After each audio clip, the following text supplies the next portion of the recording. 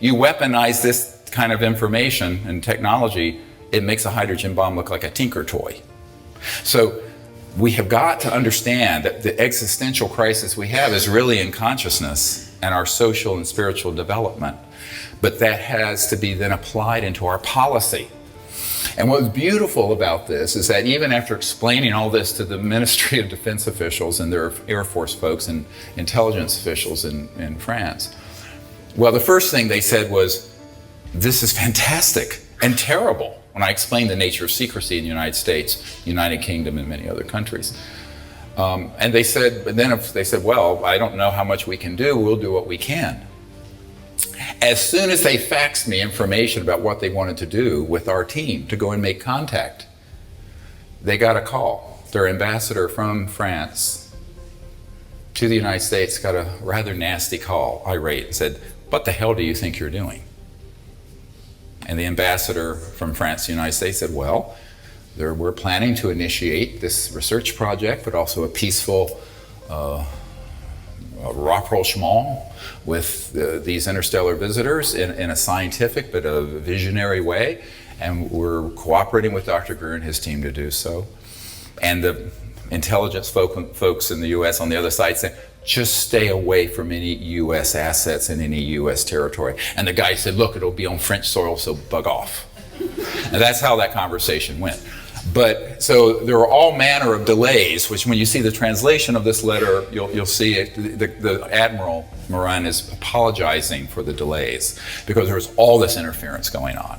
You don't step onto this stage without, I mean, you're going to, you know, anyway, you're going to have the whole thing coming at you like a freight train, which we have. But the French stayed true to their purpose, and we eventually did a fantastic CE5, Close Encounters of the Fifth Kind event. Now, was anyone there in France in 2010 or 11? Yeah. Most people don't know that they were there to be trained, but it was actually an event for the Admiral and the Ministry of Defense. So they piggybacked their, is this disturbing or interesting? I don't know which. This is the way I have to do things. They wanted to be discreet.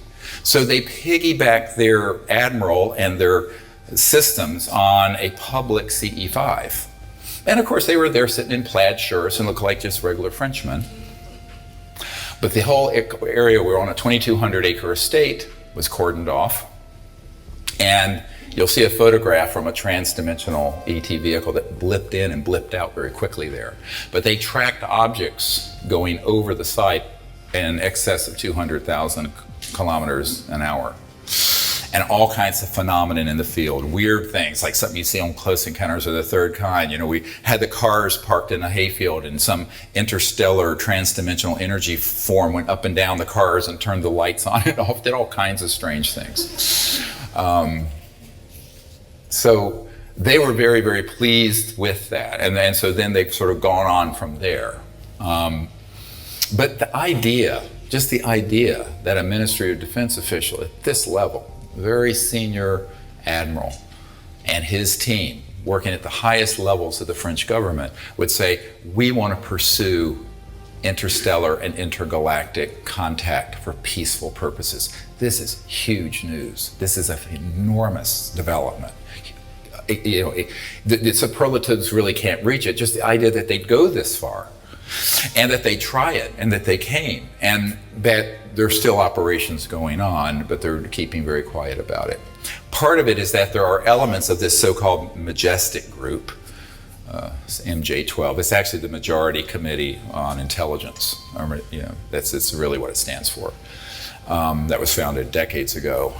Have representation in France and also in French industry, and there's been a lot of pressure to cease and desist in France, as there would be against anyone in your government who initiated it. But at a certain point, can't we get together behind these folks and say, we're going to do it, and we're not going to be intimidated, and we're not going to be stopped, because it's time for us to go into this future that is peaceful and universal, and allow the public to know in an open CE5 event. This demonstration event in France was just a demonstration event for them.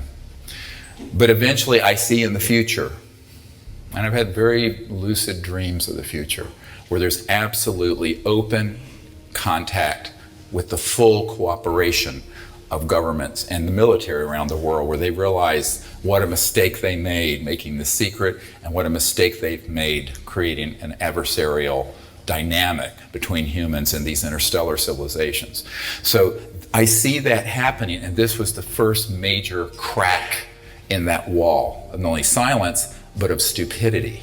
The stupidity of a militaristic approach to something that should never have been militarized. Never should have been militarized. And, you know, there's a senator in America named Barry Goldwater who's passed away. He was ran for president in 1964. And I was at his home in Arizona some years ago, and he had left the Senate. John McCain, the Senator McCain who ran for president against Obama in 2008, he took his seat.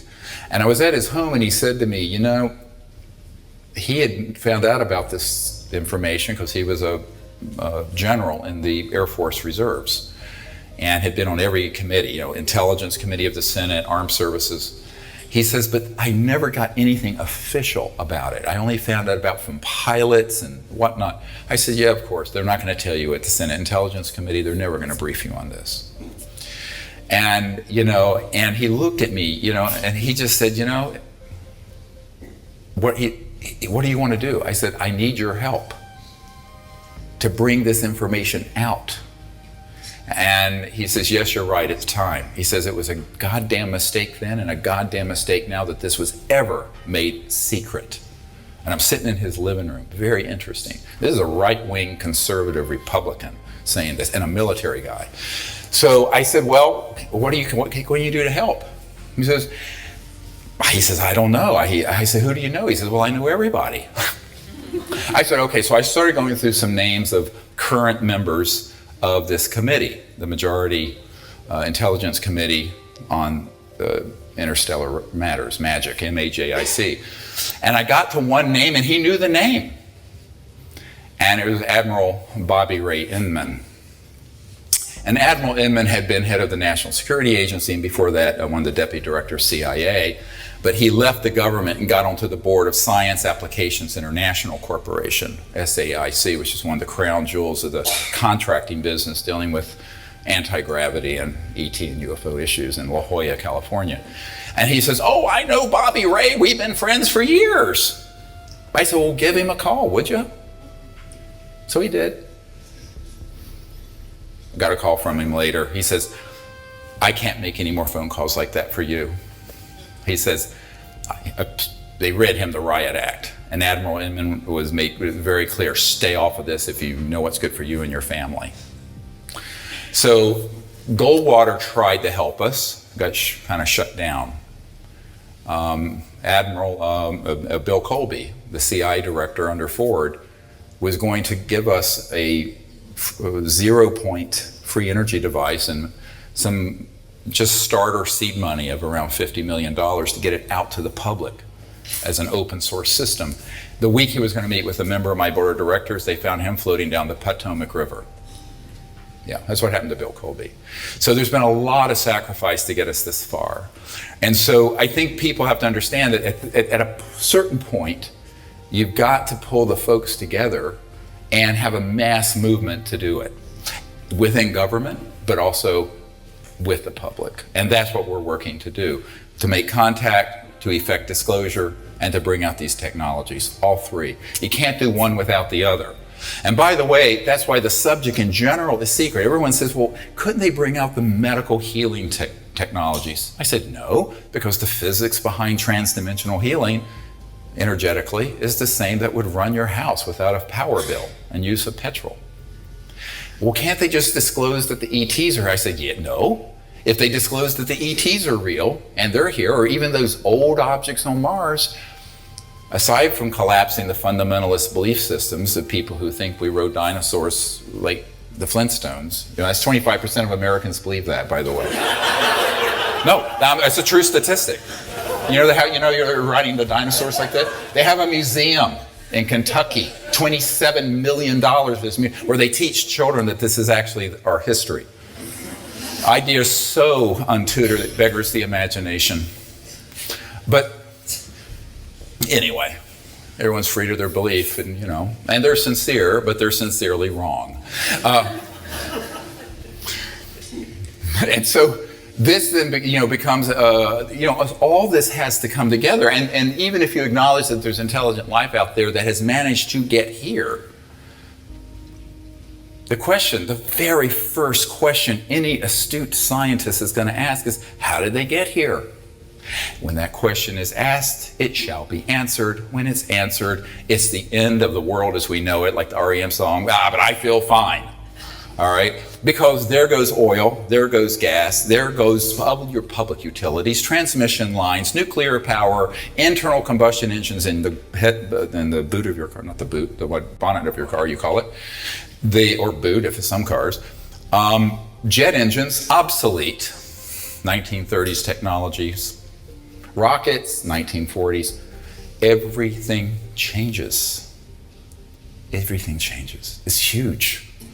So that is what they're forestalling. And by the way, one of the reasons why most public officials won't act on this is because they don't want to manage the change. I had a very interesting this is why this is such an act of courage, amazing courage by the French. God bless them. Because an admiral in the United States who is head of CONUS, Continental United States Security, very powerful guy, he said to us, my team, we were meeting with him, and he said, yes, you're absolutely right. This should come out. He says, but my real task is maintaining the status quo and the homeostasis of the global energy supply. That's it. That's why we're in the Middle East. And he says, what you're proposing would be so much change so quickly that no one wants to manage it. I want to retire from this command and go fishing at my ranch in Montana. This is what he said. So a lot of the secrecy is by inertia, is sort of the banality of evil. It's just not wanting to do it because it's easier not to. However, in the meanwhile, you have 7.2 billion people living on late 19th century technologies, destroying the biosphere, the have and have-nots gap growing, which is a prescription for global revolution and terrorism, by the way, of course. And on top of it, you have a renegade group of unacknowledged special access projects who do not answer to your elected and appointed officials or to mine in America, doing as they please, up to and including targeting, tracking, and shooting down these interstellar vehicles, trying to provoke World War III. That's what they're trying to do. Because they've already figured out the technologies. As you know from the film Sirius, an IBM executive named Jan Harzan was with Ben Rich, the head of the Lockheed Skunk Works, the super secret facility that the U2, there's a band, British band called U2, Irish, but there is a band, there's also a jet called the U2. But the U2 came out of the Skunk Works, but that was old stuff, and that was stuff that was conventional spy stuff. The real action at the Skunk Works, just like at Lockheed Martin, my uncle's old company, my uncle worked on the lunar module, the thing that landed on the moon, put the first man there, Northrop Grumman, SAIC, BAE Systems, MITRE Corporation. There's a whole constellation, Raytheon and E-Systems.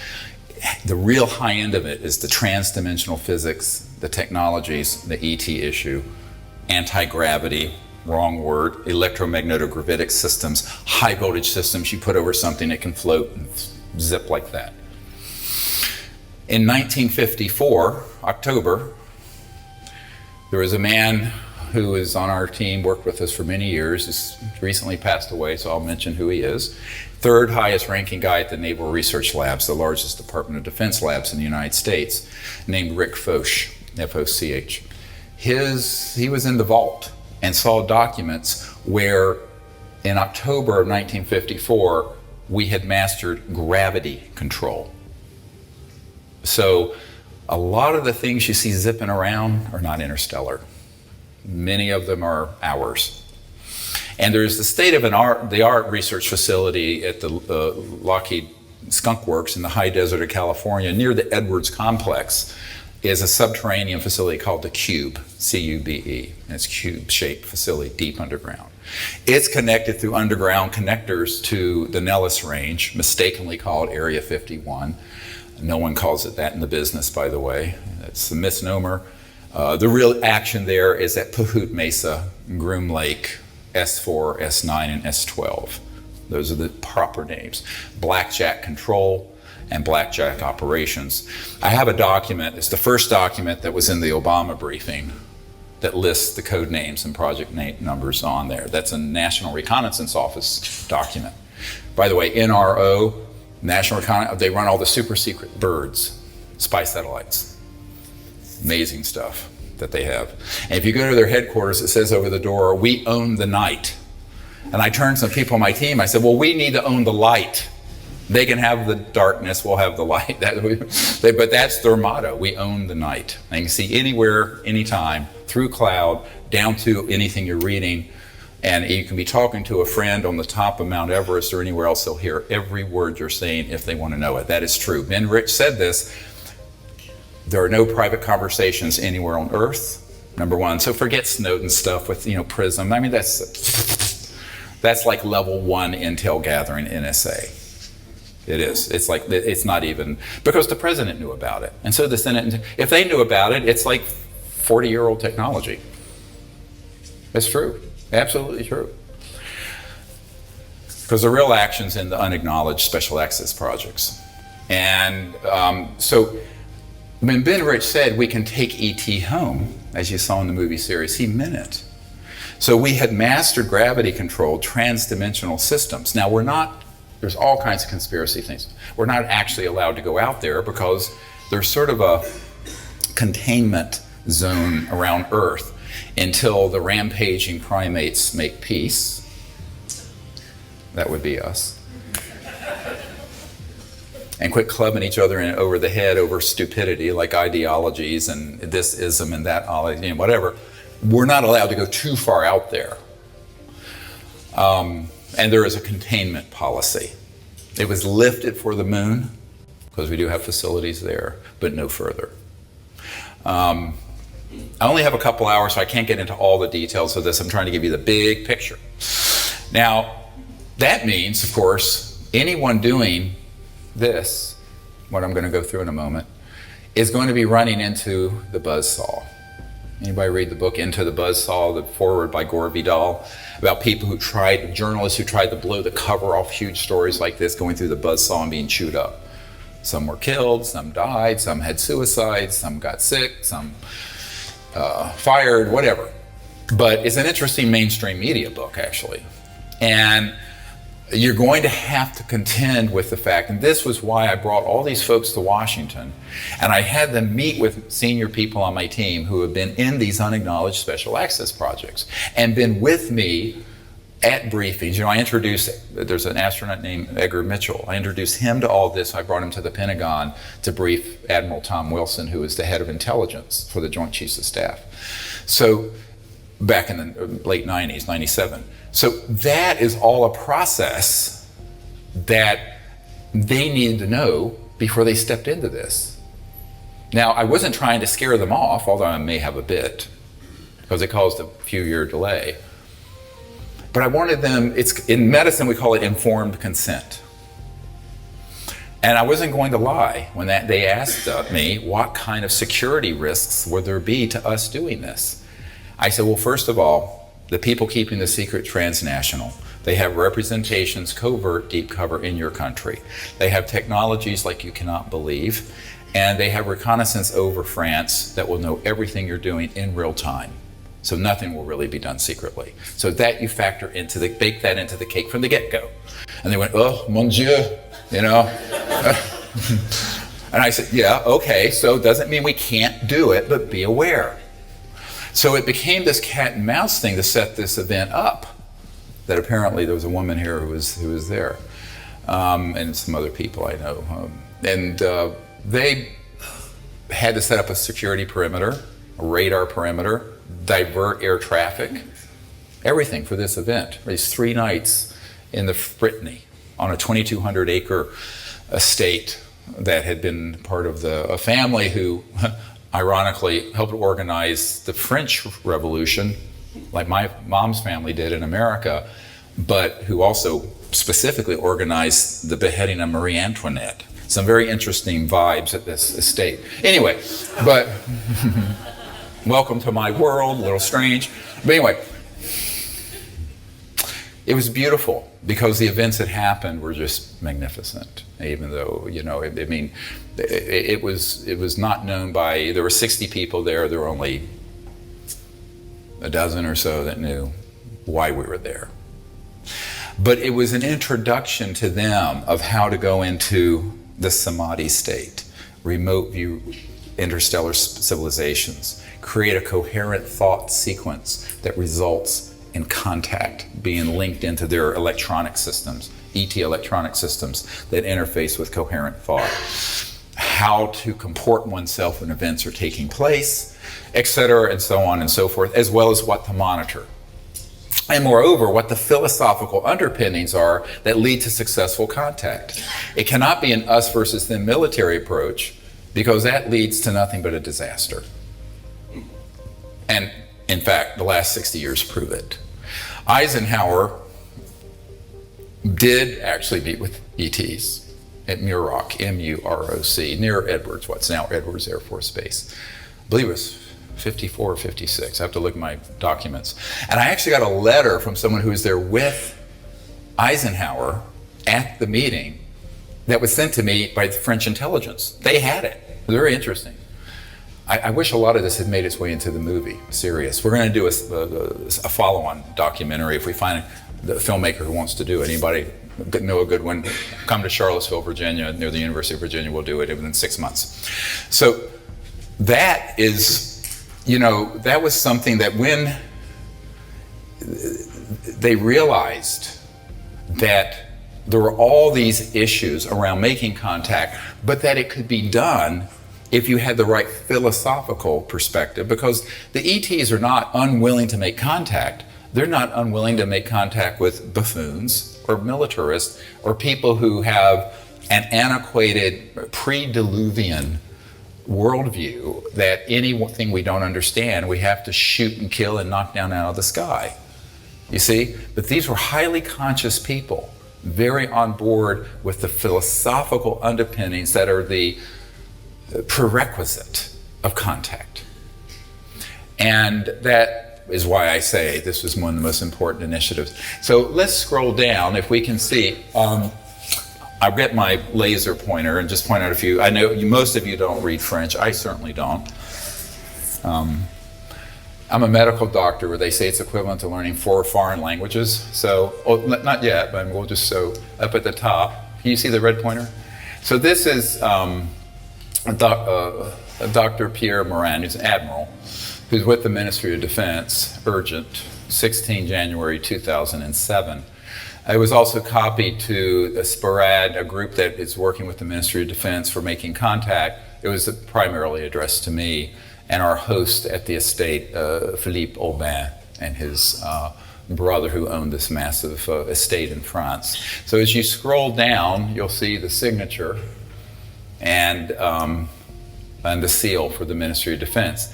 Now, if we go to the translation, I'm not going to read through all this. This will be up on the website soon enough.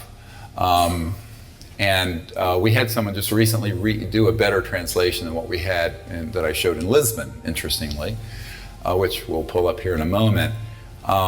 You'll see that the first parts of it are dealing with sort of an apology for the delay. And the delay is the backstory I was telling you about. They had to gather all this intelligence about what they were facing and what kind of countermeasures they might encounter from the American/British/Magic, MAJIC committee. So that's why the French Ministry of Defense assured its presence for the test attempted contacts beginning the 4th week of this year. They wanted to do it in 2007. It ended up happening, I think, 2010, wasn't it? 2010, my friend who was there. apology on behalf of the Ministry of Defense for this temporary inconvenience. It's only a temporary delay, and we request all participants to postpone the meeting. The initial CE5 event was going to be in the 20. It's very interesting that it would have been in the summer of 2007. Due to short-term political imperatives, the MOD is obliged to request the participants concerned with the feasibility operation reported the test and contacts be scheduled for the 24th and 25th of this year. This is worded awkwardly, but the actual original is worded awkwardly. The full determination and active collaboration of the MOD at its highest level regarding the entrance of France and its scientific community. And this is an amazing statement. This is addressed to me. By the way, it's not classified, so I can share it. I've just been not sharing it because, again, I wanted to give them time to sort things out. The protocol of reciprocity, meaning with the ETs, of acquired knowledge during the rescheduled experiments of the signing officers in close connection with SPORAD, which is a research group that there's an attached document I'll show you in a moment that's, I don't know, 20 pages long about the protocols. Will supply all necessary means of materials, human resources, and financial support. This protocol will be based on 4 categories of specifications in coordination with the needs and efforts according to your recommendations with the support of the MOD.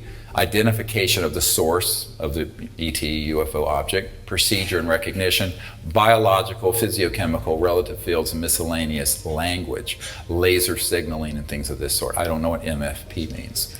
Quality of the source, to document the quality of the source, biological if possible, in relation with the validation of our entries and contacts made this category critical.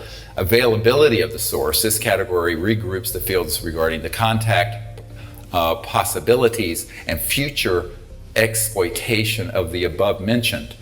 The collaboration of the delegation representation of the Ministry of Defense with its full technical backing requires the agreement from each party on the process, analysis, specification, concept, implementation, necessary means for exploring the scientific results. These results must allow us to conclude in a performance evaluation system in the advanced framework of the more action models regarding the objectives brought through your experimental proposition and the electronic and optical means you wish to use that we accept to put in your disposal during your stay in France. So I had sent a very exhaustive list of the material, what we needed to have in place, the security perimeter, the radar monitoring, the air traffic control diversion, on and on and on. I mean, my document is another huge document, which actually ought to be released with this one, shouldn't it? Just thought of that. Make a note, Emily. All right, we'll dig it up out of our archives. The basement of my house is like a very interesting vault.